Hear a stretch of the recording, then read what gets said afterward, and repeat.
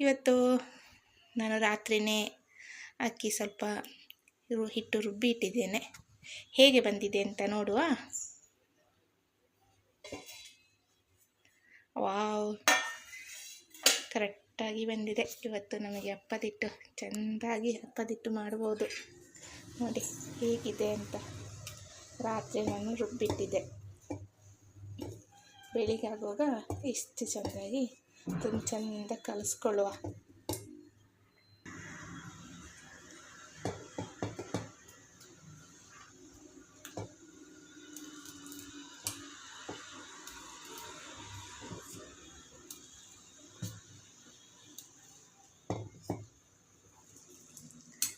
ಇಲ್ಲಿ ನೋಡಿ, ಇವಾಗ ಪದಿಟ್ಟು ಮಾಡಲಿಕ್ಕೆ ಬಾಣಲೆ ತೆಗೆದುಕೊಂಡಿದ್ದೇನೆ.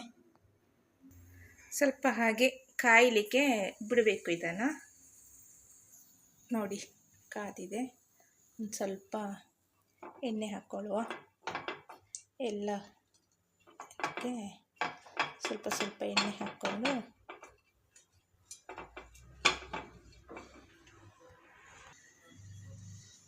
ಕರೆಕ್ಟಾಗಿ ಹಾಕ್ಕೊಂಡಿದ್ದೇನೆ ನೋಡಿ. ಇದೊಂದು ಸ್ವಲ್ಪ ಎಣ್ಣೆ ಕಾಯಲಿಕ್ಕೆ ಬಿಡಬೇಕಿದನ್ನು.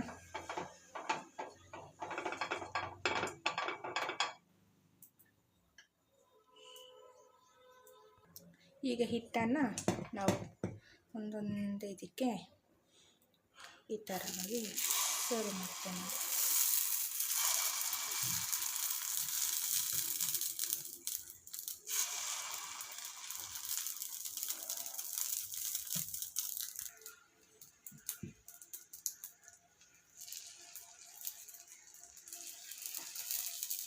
ಇದಕ್ಕೆ ಜಾಸ್ತಿ ಹೋಯಿದ್ರೆ ನೋಡಿ ಇಲ್ಲಿ ಫುಲ್ ಆಗುತ್ತಲ್ಲ, ಹೀಗೆ ಸ್ವಲ್ಪ ಸ್ವಲ್ಪನೇ ಹಾಕಬೇಕು.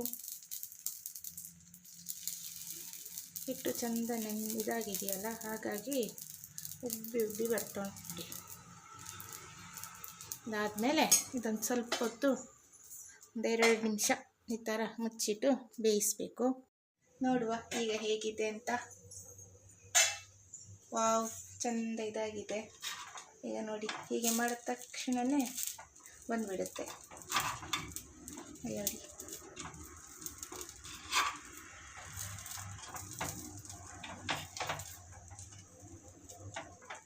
ಚೆಂದ ಕಾದಿದೆ ಅಲ್ಲ.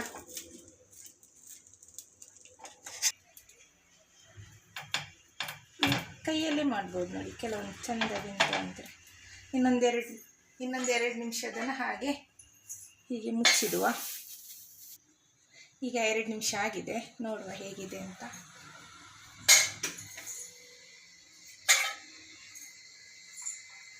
ಹಾಂ, ಕರೆಕ್ಟಾಗಿ ಕೆಳಗಡೆ ಕೂಡ ಕಾದಿದೆ ಹಂಚಲ್ಲಿ. ಈಗ ನಾವು ಇದನ್ನು ಪ್ಲೇಟಿಗೆ ತೆಗೆಯುವ.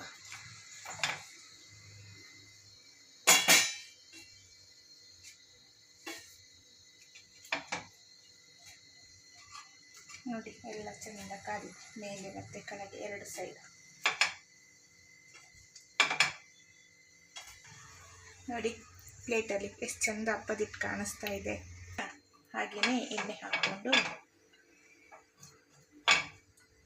ಇನ್ನೊಂದು ಸಲ ಮಾಡುವ, ಹೇಗಿದೆ ಗೊತ್ತಾಗುತ್ತೆ.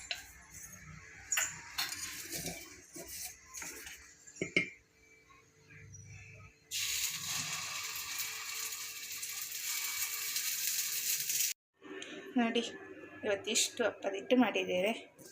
ಇದನ್ನು ಇವತ್ತು ನಾವು ಚಿಕನ್ ಪದಾರ್ಥ ಮಾಡಿರೋದ್ರಿಂದ ಅದ್ರ ಜೊತೆಗೆ ಸರ್ವ್ ಮಾಡುವ. ಈಗ ಒಂದು ಪ್ಲೇಟಿಗೆ ಚಿಕನ್ ಪದಾರ್ಥ ಹಾಕ್ಕೊಂಡಿದ್ದೇನೆ. ಈಗ ಇದಕ್ಕೆ ಸರ್ವ್ ಮಾಡ.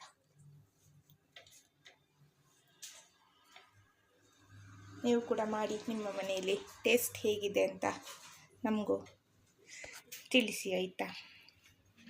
ಇವತ್ತಿನ ನಮ್ಮ ಸ್ಪೆಷಲ್ ಚಿಕನ್ ಪದಾರ್ಥ ಜೊತೆಗೆ ಅಪ್ಪದ ಹಿಟ್ಟು